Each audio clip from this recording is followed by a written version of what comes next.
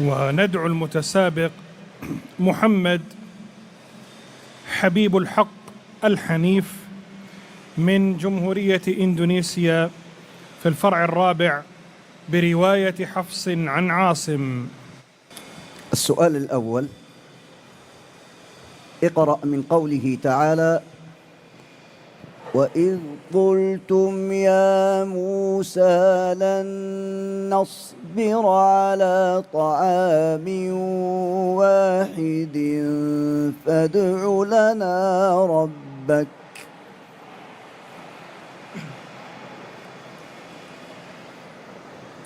أعوذ بالله من الشيطان الرجيم. بسم الله الرحمن الرحيم.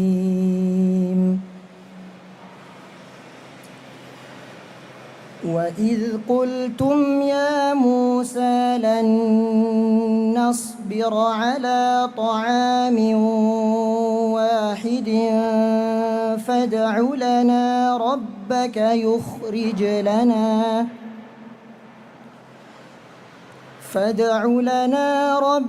يخرج لنا مما تنبت الأرض من بقلها وقثائها وفومها وعدسها وبصلها.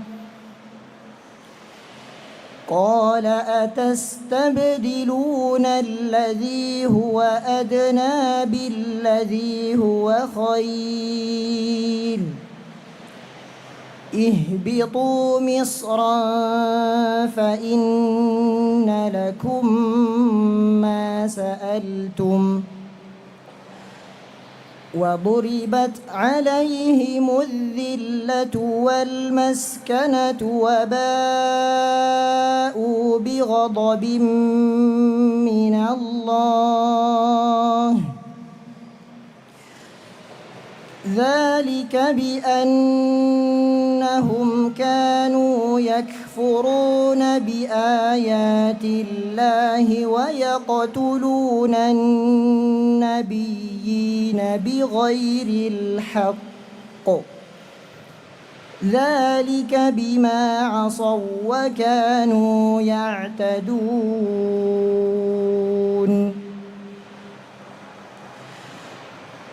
إن الذين آمنوا والذين هادوا والنصارى والصابئين من آمن بالله واليوم الآخر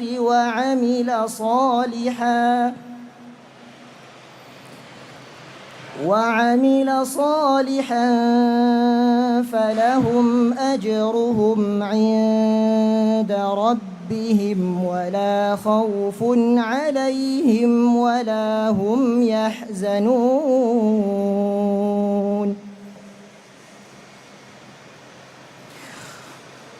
وإذ أخذنا ميثاقكم ورفعنا فوقكم الطور خذوا ما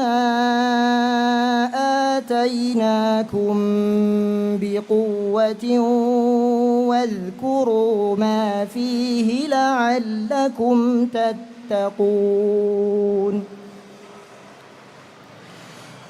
ثم توليتم من بعد ذلك فلولا فضل الله عليكم ورحمته لكنتم من الخاسرين. ولقد علمتم الذين اعتدوا منكم في السبت فقلنا لهم كونوا قردة خاسئين فجعلناها نكالا لما بين يديها وما خلفها وموعظة للمتقين. حسبك. السؤال الثاني: اقرأ من قوله تعالى: ولو كانوا يؤمنون بالله والنبي وما أنزل إليه ما اتخذوهم أولياء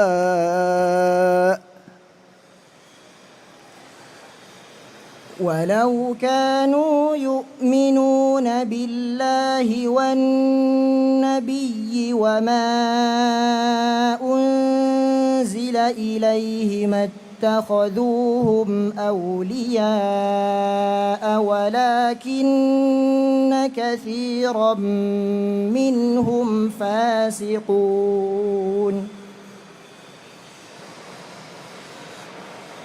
لتجدن أشد الناس عداوة للذين آمنوا اليهود والذين أشركوا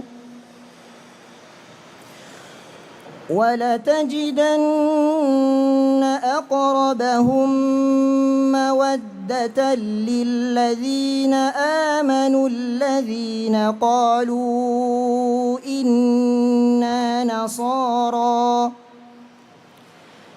ذلك بأن منهم قسيسين ورهبانا وأنهم لا يستكبرون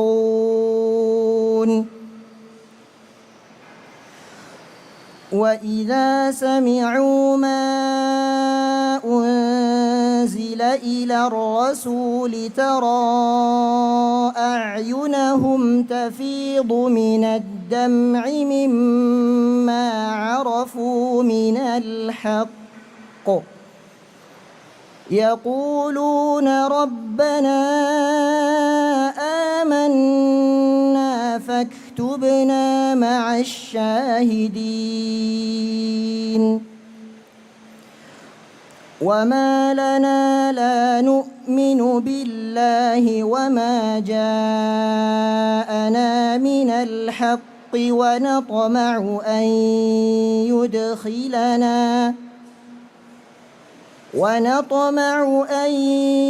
يدخلنا ربنا مع القوم الصالحين فأثابهم الله بما قالوا جنات تجري من تحتها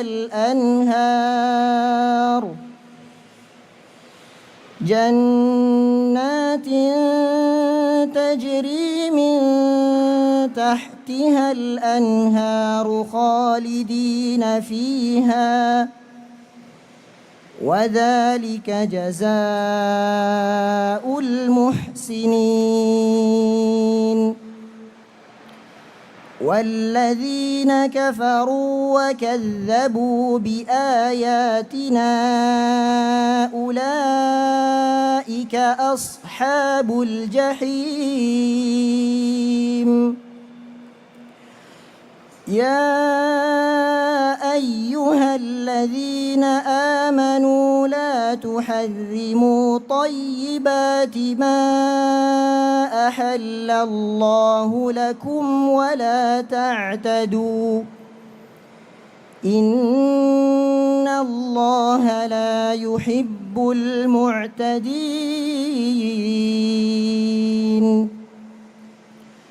وكلوا مما رزقكم الله حلالا طيبا واتقوا الله الذي أنتم به مؤمنون. حسبك. السؤال الثالث: اقرأ من قوله تعالى: قالوا اتخذ الله ولدا.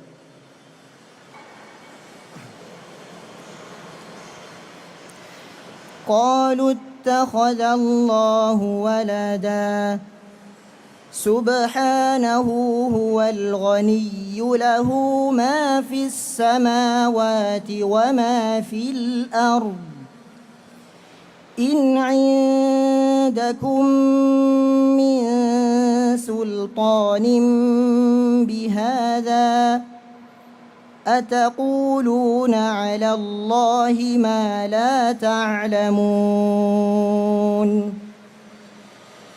قل إن الذين يفترون على الله الكذب لا يفلحون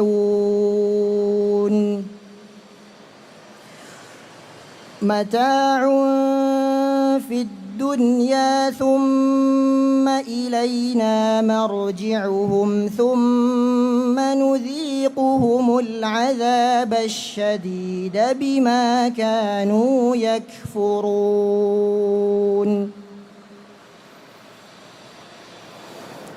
واتل عليهم نبأ نوح إذ قال لقومه يا قوم إن كان كبر عليكم مقامي وتذكيري بآيات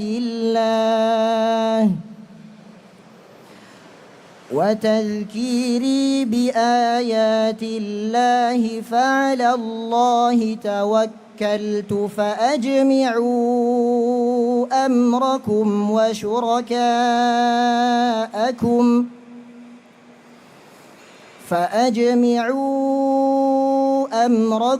وشركاءكم ثم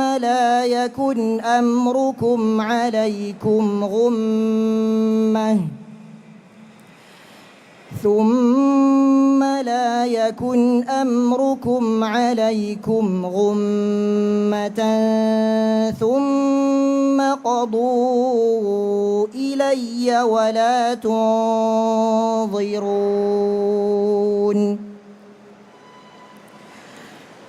فإن توليتم فما سألتكم من أجر إن أجري إلا على الله وأمرت أن أكون من المسلمين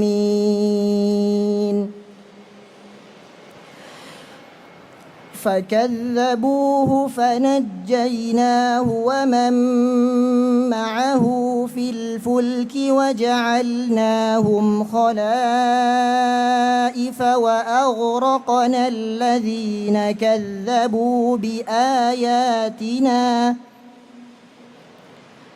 فانظر كيف كان عاقبة المنذرين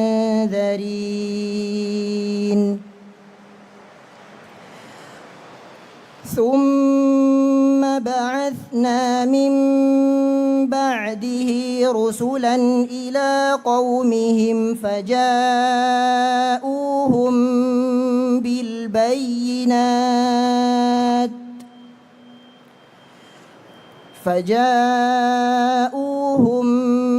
بالبينات فما كانوا ليؤمنوا بما كذبوا به من قبل كذلك نطبع على قلوب المعتدين. حسبك.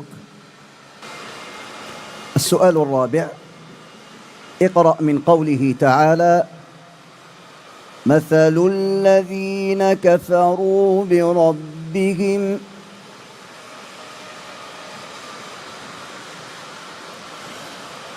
مثل الذين كفروا بربهم أعمالهم كرماد اشتدت به الريح في يوم عاصف لا يقدرون مما كسبوا على شيء ذلك هو الضلال البعيد. ألم تر أن الله خلق السماوات والأرض بالحق إن يشأ يذهبكم ويأتي بخلق جديد وما ذلك على الله بعزيز وبرزوا لله جميعا فقال الضعفاء للذين استكبروا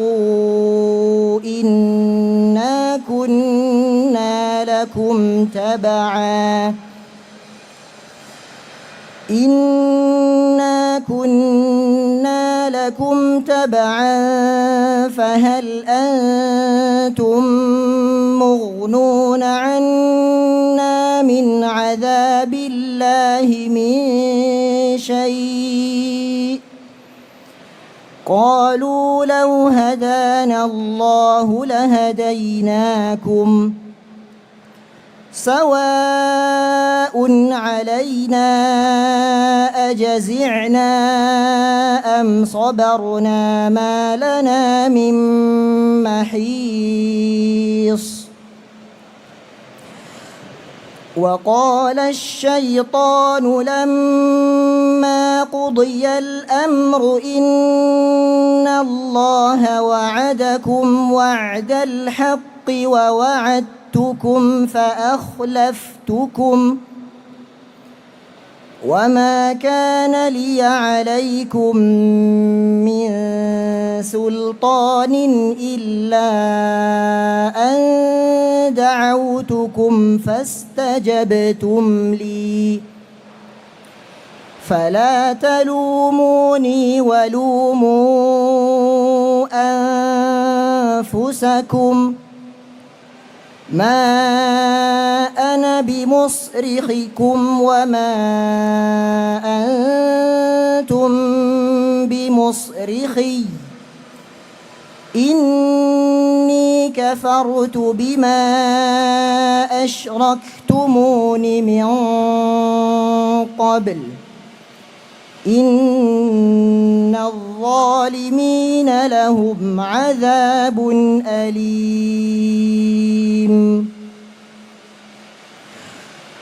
وأدخل الذين آمنوا وعملوا الصالحات جنات تجري من تحتها الأنهار خالدين فيها بإذن ربهم تحيتهم فيها سلام. حسبك، انتهت الأسئلة.